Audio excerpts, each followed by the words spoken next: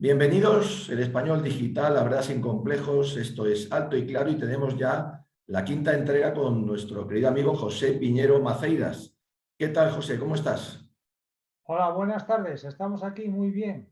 Aquí una tarde de abril, aquí tranquilamente. Bueno, pues me alegro mucho. Quiero recordarles a todos que José Piñeiro Maceiras es el autor del libro actualmente más vendido de temas de historia, que es La represión de Franco, persecución y normalización en la España nacional del 36 al 45. Enhorabuena, José, por el éxito de tu magnífico libro, que yo ya he dicho que he leído dos veces y que ya voy por la cuarta parte de la tercera. Sí, sí, la verdad. Bueno, muchas gracias. No sabía yo que se estaba metiendo también el libro. Vamos, Bueno, pues es una mejor. maravilla. Llevamos cinco, esta es la quinta entrega y hoy vamos a entrar, si quieres, entramos ya al trapo, muy importante porque el tema de hoy es un tema muy delicado.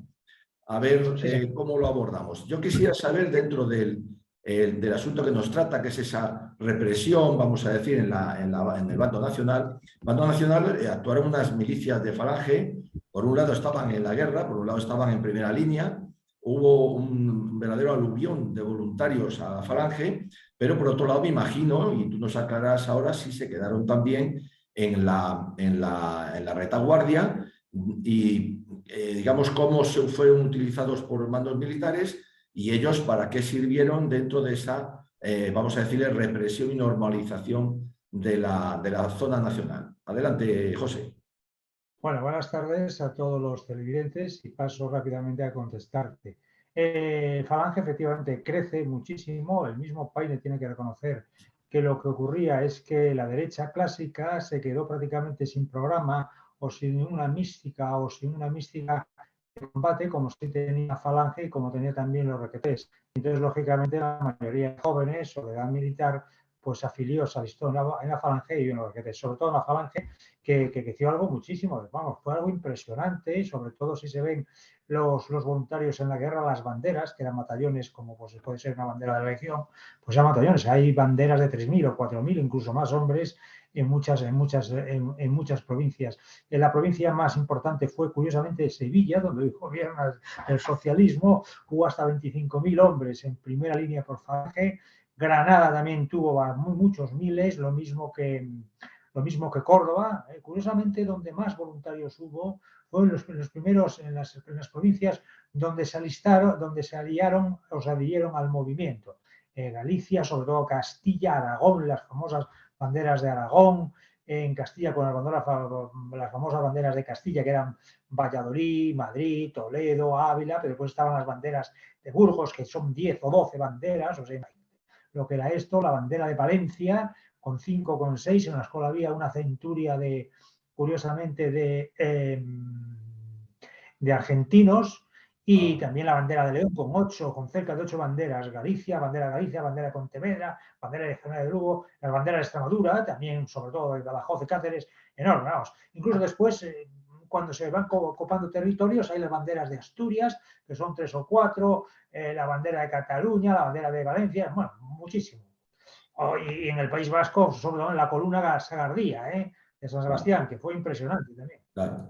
Esto, Evidentemente, estos son jóvenes claro, personas para combatir y poco tienen que relacionarse con la represión. Los que claro. se tuvieron que relacionar con la represión o las medidas policíacas son los militantes de segunda línea, que no son estos, son los que se quedaban en combate en los pueblos haciendo guardias porque eran mayores de edad o estaban impedidos, tenían algún defecto físico para combatir en primera línea o esperaban que les llamase su quinta. La mayoría de todas estas banderas que comento yo, todos fueron voluntarios. Es algo que lógicamente pues rompe todo el cuento que se ha hecho sobre la guerra civil, de que si fue una cosa terrible por racionales, si realmente hubiera sido terrible la represión como cuentan, Falange no hubiera tenido ningún afiliado y los requetés menos. Sobre todo voluntarios en primera línea, que Claro, cuando los entonces, cogían detenidos solían fusilarlos en el acto, además, claro, para que sepas entonces aparte de. José, estamos hablando de que esa sublevación, ese alzamiento, por supuesto, fue militar, pero debido a esta abrumadora digamos, explosión de voluntarios que son civiles, también es un alzamiento, también es una sublevación civil, o sea, sería cívico-militar. Sí, sí, eso es evidente, porque pues hubo también muchos soldados que se alistaron en la Legión o simplemente fueron voluntarios por el ejército porque no querían a lo mejor alistarse en Falange o en Requeté o en algunos grupos de derechas como Renovación o los Juntos de Acción Popular, pero realmente son la cantidad de voluntarios en Baleares también, en Canarias hay varias banderas, ¡buah! Es impresionante, vamos, es una cosa, está manipulado todo, o sobre todo está preterido, ¿no? Si hay, o por ejemplo, lo hemos visto ahora con el expolio que se le ha hecho al cuerpo, a los restos de José Antonio Primo de Rivera, pues Ajá. cómo se ha sacado y se ha manipulado la opinión de todos los españoles para saber lo que es la Falange, hasta el punto, comentaba en tu periódico, hay una persona con buen criterio que hasta el diario Marca, que es creado por la Falange, no sabían los periodistas de Marca quién era José Antonio Primo de Rivera y lo crea. Pues lo crea, creo que fue el hermano de Raimundo Fernández Cuesta, uno de los Ah, fundadores de la Falange Histórica. o sea, es verdad, hemos Increíble. publicado, sí, sí, hemos publicado un artículo interesantísimo en el cual se da cuenta de que el diario Marca, que sigue existiendo y es un diario importante en el tema deportivo, nace en el año 1938 en San Sebastián, pero nace de la mano de Raimundo Cuesta, nace de la mano de la Falange, entonces, ¿no? Del hermano, que era falangista Ajá. también. Claro, claro. Pasó increíble. Yo creo que era un periódico que después llegaba incluso a las trincheras de la División Azul, ¿eh?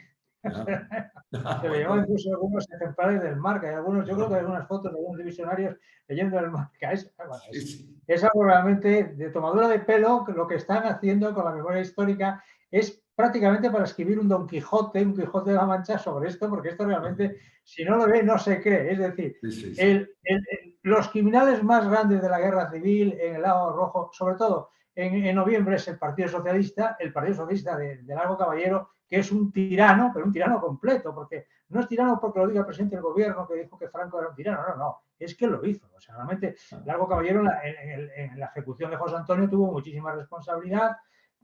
Hicieron, vamos a ver, no lo habían al pobre hombre argumentado todavía con un proceso, estaba en la cárcel en Alicante tranquilo, y en noviembre, curiosamente coincidiendo con cuando los nacionales están a punto o se sospechaba que podían tomar Madrid, aceleran el procedimiento, buscan a los jueces, cogen a un juez que era fiscal o que era juez y que era fiscal al revés, que no puede serlo, porque eso es una incompatibilidad de cargos judiciales, le arman un proceso totalmente, bueno, impresionante, y da igual.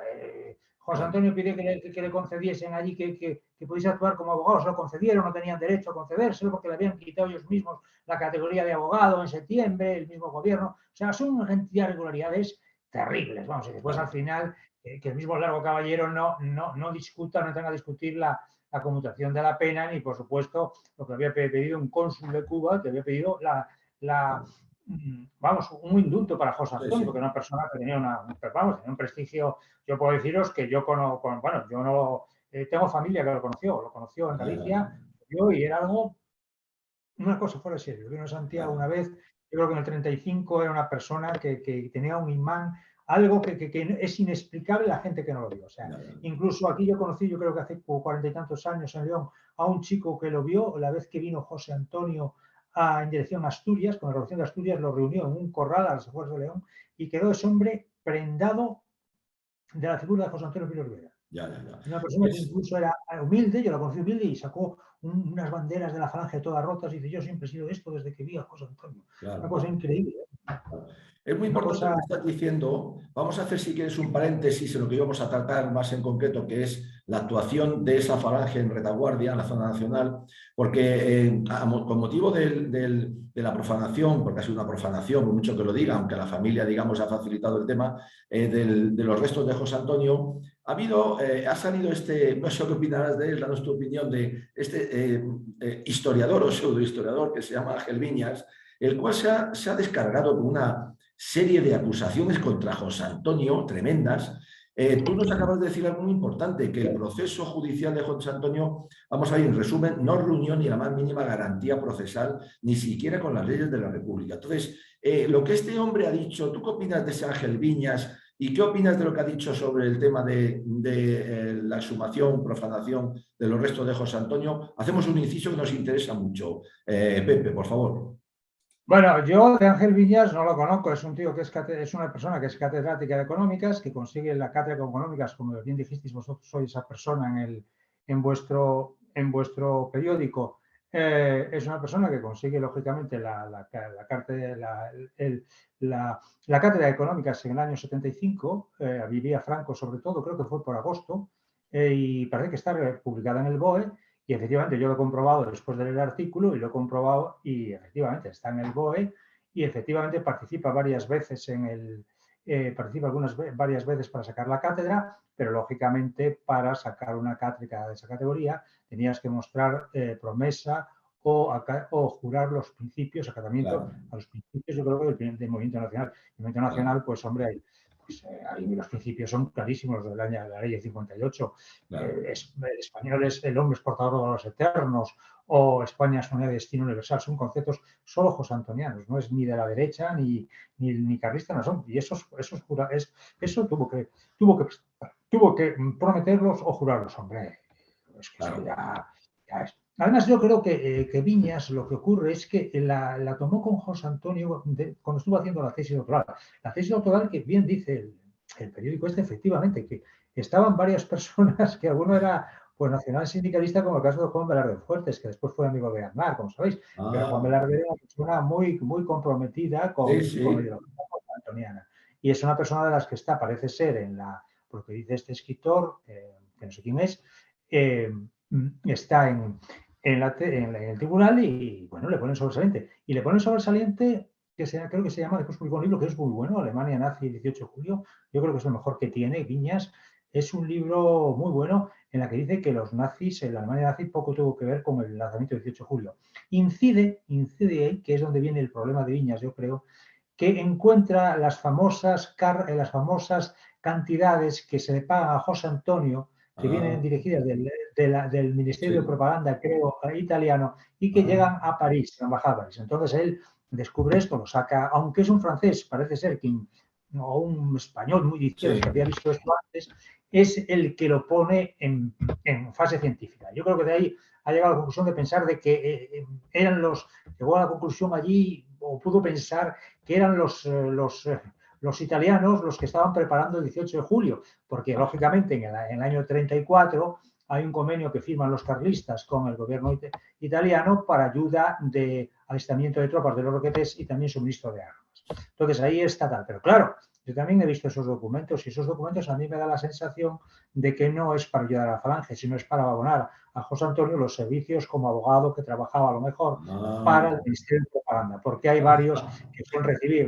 Esas cantidades no solo eran para José Antonio, eran para varias personas relacionadas con el periodismo. Incluso podría decir y adelantaros, porque eso lo tengo yo en un libro, lo voy a publicar un libro, a ver si se publica, en el cual se ve curiosamente que era para financiar la prensa de la Falange, ah, tanto el Arriba como AZ. Curiosamente llega hasta tal extremo que cuando las cantidades estas que vienen del Ministerio de Prensa y Propaganda de Roma a la Embajada de París, donde se reparte entre los periodistas, varias personas simpatizantes o que ayudaban en la propaganda a Italia, que era cuando tenía el problema de Abisinia, y tenía un claro, problema importante desde el punto de vista internacional, pues cuando suspendieron el Arriba, la sí, cantidad bajaba. Y cuando ah, volvía de arriba, volvía a subir la cantidad. Y curiosamente, José Antonio, cuando suspenden el Arriba en el verano del 35, o el A, hace un informe que está un poco manipulado, el cual dice que es fascista y tal. Yo creo que ese es curiosamente sea la persona, el encargado Landini, Amadeo Landini, que era la persona que estaba encargada en París de la Embajada de Estados Unidos, que firma por José Antonio o hace un resumen de lo que José Antonio hace. Pero claro, bueno, José Antonio nunca se consideró fascista. Al principio tenía un respeto grande por el fascismo, pero después no, hasta, bueno, prácticamente, pues en las notas de un estudiante europeo en el año, ahí en Alicante ya lo pone en manifiesto y en varios sí, conceptos. En cualquier caso, sí puedo decir que incluso después, cuando es preso en marzo del 36 con toda la plana de la Falange, sí, las cantidades llegan a París desde Roma, pero llegan por la mitad. Yo no sé si eran 10.000 libras, una cosa así, una cosa, 10.000 francos, no sé lo que era. Y entonces, lógicamente, lo más curioso de todo es que nadie va a recogerlo. Y naturalmente, nadie va a recogerlo, y la Falange, que está perseguida, que necesitaba, pues lógicamente, claro, fondos, pues pues tendría que ir a buscarlo, si no fuera José Antonio, otra persona. Yo tengo aquí un libro que lo he traído a propósito, que es el verdadero, que es un libro que ha pasado desapercibido, que es de Fernando Meleiro, que fue el jefe de territorial de Galicia hasta después de las elecciones de febrero de 36. Dice que andaba mal de dinero, ¿vale? Y es la persona, curiosamente, que va a buscar, huye pues, después de febrero, del 6 de febrero de 36 a Portugal, y es la persona que reconoce aquí que es la encargada de buscar las armas que recibe la Falange para la guerra civil. Es un momento extraordinario en el cual dice cómo lo hace, y no es ni la Alemania nazi, ni es la Italia, no, es ¿no? Portugal. Y es el ejército posiblemente portugués. Tú O sea fíjate que lo que dice, Portugal. es Portugal, es exactamente. Este libro es curiosísimo, te lo digo porque es A ver. una joya. Sí, Y sí. dice aquí, por ejemplo, te voy a leer unas cosas para que tú veas que es fantástico. Lo dice, lo publicó en el año 57 en Ediciones del Movimiento, tiene que saberse, o sea, no es un bueno, mira. Entonces dice, así tal, y dice, y bien, y entonces este hombre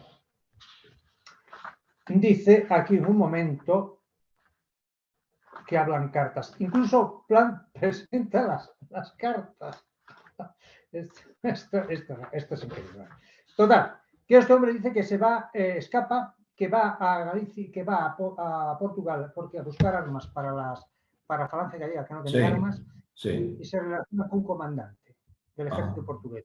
Y entonces aquí pone el manifiesto textual que llega a saber que no solo podían pasar un cestillo de pistolas, revólveres, sino todo un transatlántico con todo tipo de armas. Y todo esto creo que hay que ponerlo en manifiesto sí, del sí. ejército. Muy bien, muy Entonces bien. las cartas Muy bien, indica muy son bien. las cartas, primero le llevan la carta hasta José Antonio en la cárcel para que José Antonio diga sí o no. Y están aquí las cartas publicadas. Y fíjate, las cartas son estas que aparecen aquí, míralas, Sí, míralas, sí. aquí se dice. Y es curioso para que veas, esto es Madrid, 29 de mayo de 1936, si te fijas, ya habían salido los famosos informes de la revolución de Carlos Sotelo, eso que dijeron, perdona, de Largo Caballero, que si era mentira y tal. Pero mira, la Falange, tú fíjate, la Falange, 29 de mayo del 36, dice este señor, le escribe este enlace a Meleiro, le dice textualmente, lo voy a leer de aquí porque es curiosísimo. Sí, sí. Dice, es que es curiosísimo, dice.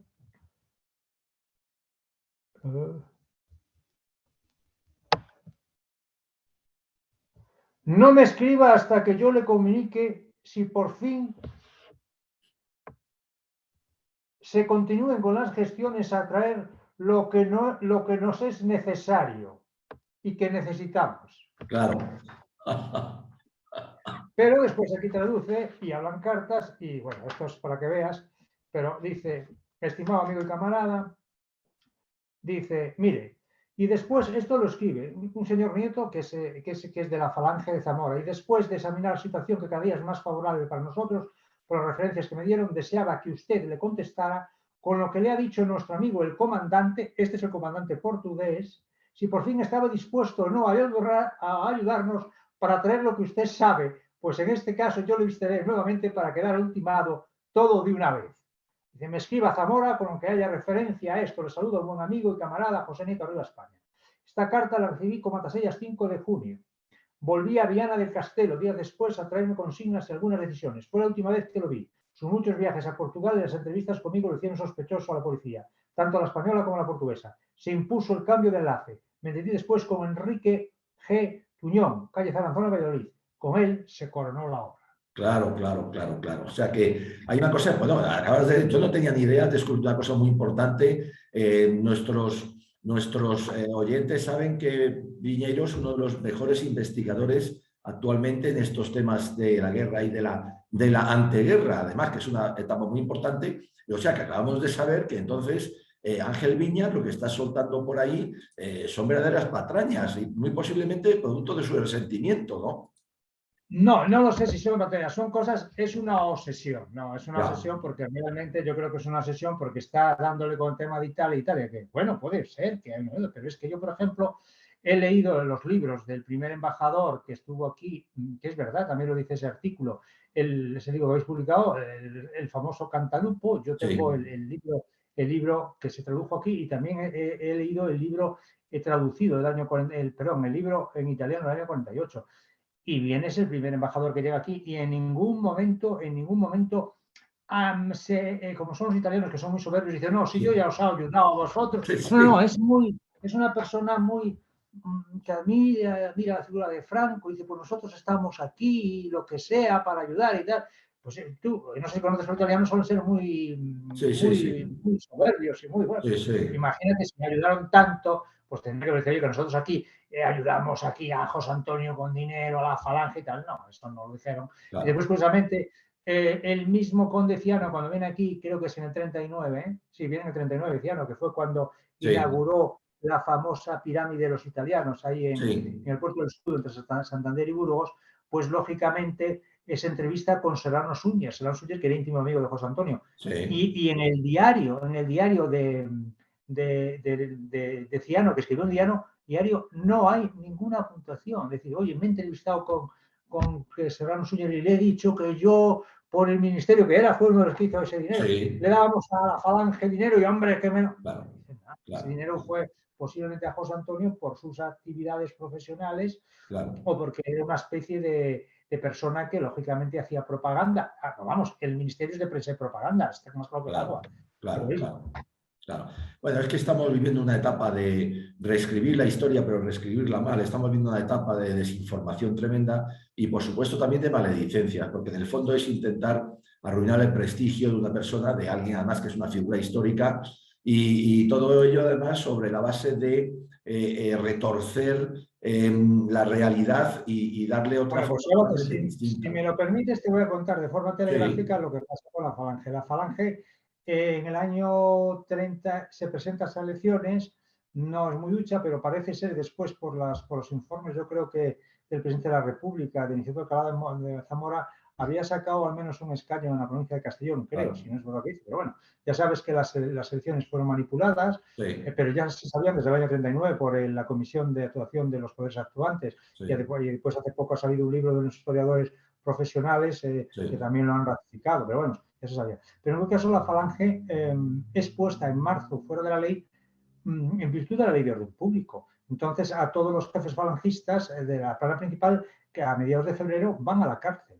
Y ya, entonces les acusan de que es una asociación ilegal, se celebra un juicio en la misma cárcel modelo, salen absueltos, apela el gobierno por la fiscalía, que ya desde aquel entonces ya era una cosa muy curiosa, claro, y lógicamente eso termina llegando al Tribunal Supremo en junio, y en junio la sentencia, que es conocida, dice que la Falange es perfectamente legal y que sus dirigentes tenían que ponerse en la cárcel, en libertad, si no estaban presos por otra cosa. Lo que pasa es que a José claro, Antonio le ponen otros dos más, el famoso de las armas. Lo de las sí, armas es muy curioso porque él tenía licencia de armas, pero lo que hacen, que es muy grave, lo que hace la izquierda, lo que hace el Frente Popular es que quita las licencias de armas por esas fechas, a partir de marzo se las quitas a las personas de orden.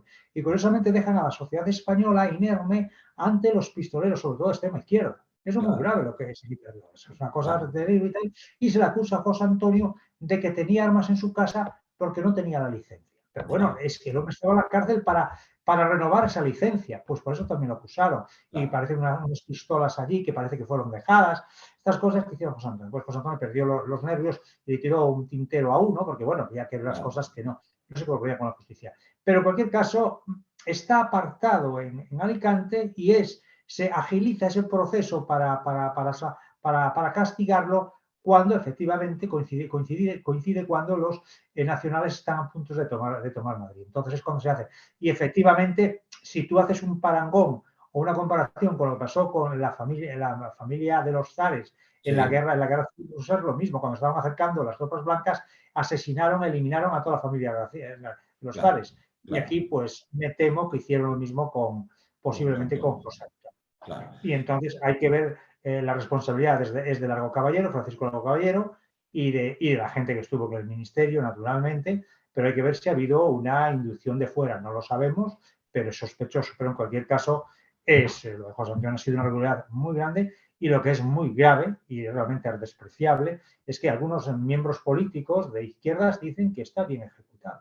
Pues bueno, claro, claro, se están quejando por la represión franquista, que si fue criminal, asesina, y esto no, esto es verdad. Y bueno, ese, si es ese, y los 130.000 que también le siguen a José Antonio, pues también, que fueron también ejecutados, asesinados, también, eso está bien ejecutado. Claro, Claro, sí. claro. Es que además, como estamos viendo y sabemos hoy, gracias a tu libro y gracias a estos programas, que tenemos el gusto de tener contigo de primera mano y de escucharte, es que bueno, la famosa represión en el bando nacional se está llevando de acuerdo con las leyes de la República, de la Segunda República en vigor, mientras que en la zona contraria, zona por tanto del Frente Popular, esa legislación que hoy tanto, digamos, cacarean, pues se pasan, vamos a decir, por el forro, porque están haciendo lo que quieren. Caso, por ejemplo, particular del juicio sin ninguna garantía procesal y totalmente amañado de José Antonio Primo de Rivera, que al final lo acaban fusilando, porque como tú bien estás diciendo,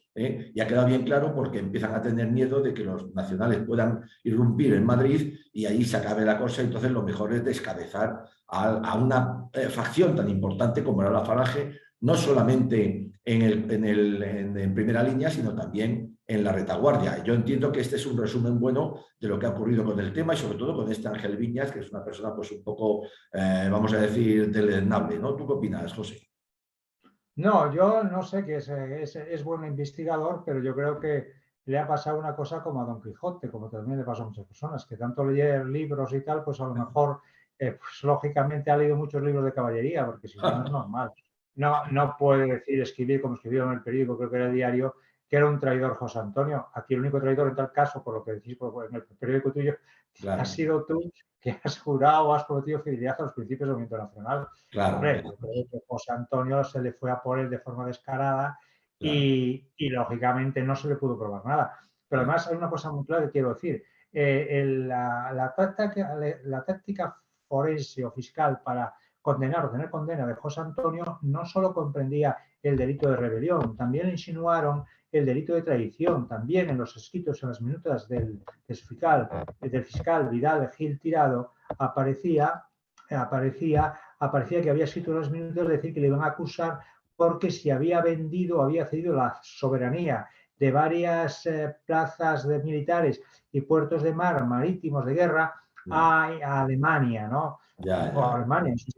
Claro, pero eso, yo pienso que eso es una idea que le mandaron desde el Consejo de Ministros, porque eso fue lo que hizo Prieto y después lo que firmó el señor Largo Caballero, que firmó un documento ante el embajador ruso por el cual le cedía la soberanía de España a la Unión Soviética. Que de eso no se habla, pero de eso lo voy a publicar, que eso es lo más sí, grave que bueno, ha hecho un presidente sí, sí, del Consejo de Ministros en España que yo recuerde, vender la soberanía o ceder la soberanía a claro. una potencia extranjera. Y eso lo hizo el señor Largo Caballero, según atestigua Pérez Triviño, que era el embajador de México que lo vio, y Pérez Triviño no era una persona de derechas o de extrema derecha, no, era un general que había combatido en la revolución al lado de Pancho Villa y de todos estos jefes revolucionarios mexicanos. Pérez Triviño después cambió, pero Pérez Triviño asegura, y se lo dijo a Schaller, Claro. de que era así, de que habían firmado un contrato por el cual se cedía a la Unión Soviética la soberanía española. Eso es gravísimo. Sí, porque eso sí que es un delito de El traición. documento está en un archivo oficial. Diré dónde está, porque está, y lo puede consultar todo el mundo. Lo diré Claro, cuando llegue oportuno, claro. naturalmente. Claro, eso es O sea que ese traición. documento desaparezca, lógicamente. Claro, eso es traición de lesa patria, entonces, ¿no, José?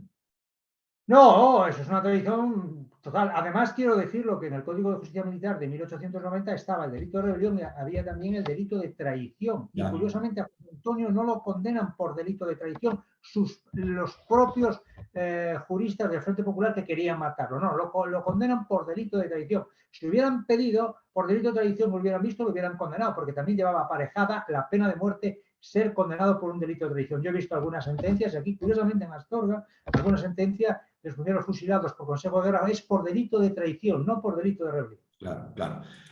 José, se nos acaba el tiempo, nos quedan apenas 5 minutos.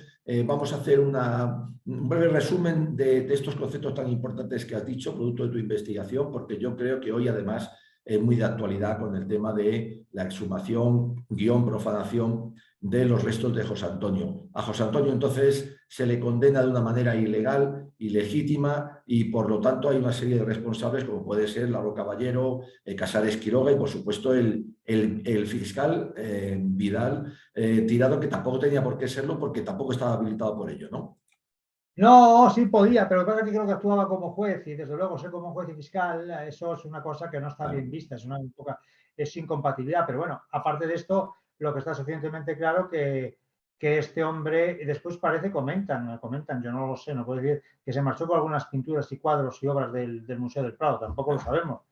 Pero lo que sí es cierto que además él reconoce, fíjate, que José Antonio le hace una defensa formidable, dice yo estuve muy mal, lo reconoce él, dice, yo he visto las minutas de ambos, dice que está muy mal, incluso cuando él se dirige al jurado dice, mire, ustedes ahora les va a hablar un hombre que sabe mucho derecho, que tiene mucha elocuencia, pero que sepan que es una persona que es el responsable del alzamiento, que no se dejen ustedes asombrar por la dialéctica de este hombre. Eso está en la causa general, no se la han leído tampoco, yo creo que es así. Hombre, lo que es una sentencia irregular, absolutamente irregular, es decir, se le podía acusar a lo mejor como auxilio a la rebelión, pero era muy difícil porque vamos a ver, para alzarse en armas, que es el delito de rebelión, tenías que coger las armas y alzarte, sublevar. Claro. Y si estás en la cárcel desde marzo es imposible que lo hagas.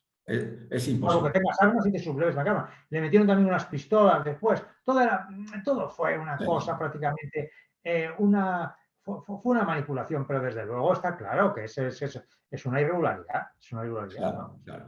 Bueno, pues José, hemos acabado, ha sido interesantísimo este capítulo, me parece además esclarecedor y sobre todo de rabiosa actualidad y además nos has aportado unos datos que yo creo que nadie conoce. Esperamos, por supuesto, que los vuelques en tu siguiente libro, que sé que estás ahora mismo ya prácticamente finalizando, porque yo creo que como el primero va a ser un bombazo y va a poner a muchos, entre otros a Ángel Viñas, en su sitio. No lo sé. Sí, no es mi intención, que Dios me perdone que no. Bueno, pero es que los datos son los datos. Hay una cosa muy clara, la verdad se impone siempre, aunque tarde un poco. No, yo pienso y deseo que Ángel Viñas se lo tome tranquilo y que reconozca que ha metido la pata, que nosotros no queremos algo, que puede tener las ideas que quiera, pero hombre, a una familia que hace esa faena de prácticamente, que es una profanación, según el diccionario de la Academia, es una profanación, eso, es una cosa de desforo, una cosa indigna y tal. Es que eso es como servirle, pues lógicamente hacer de siervo de las decisiones del gobierno.